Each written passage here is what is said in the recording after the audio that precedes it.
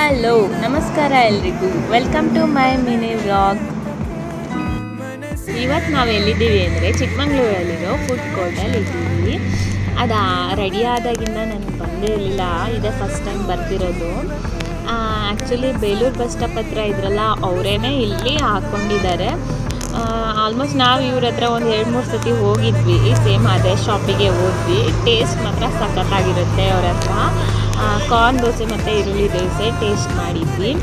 ಆಮೇಲೆ panipuri as usual, save Puri ತೊಗೊಂಡ್ವಿ, favourite ಅದೆರಡೂ ತೊಗೊತೀವಿ ನಾವು ಔಟ್ಸೈಡ್ ಏನಾದರೂ ಚಾಟ್ಸ್ ತಿನ್ನೋಕೆ ಹೋದರೆ.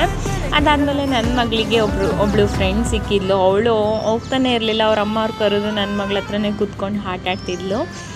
ಹಾಗೆ ಎಲ್ಲ ಮುಗಿಸ್ಕೊಂಡು ಹೋಗ್ಬೇಕಿದ್ರೆ ನೇರಳೆಹಣ್ಣು ಕಾಣಿಸ್ತು. ಈಗ ನೇರಳೆಹಣ್ಣು ಸೀಸನ್ ಅಲ್ವಾ, ಅದನ್ನು ತಗೊಂಡು ಮನೆ ಕಡೆ ಹೊರಟ್ವಿ. ಇಷ್ಟ ಆಗಿತ್ತು ಇವತ್ತಿನ ವ್ಲಾಗು.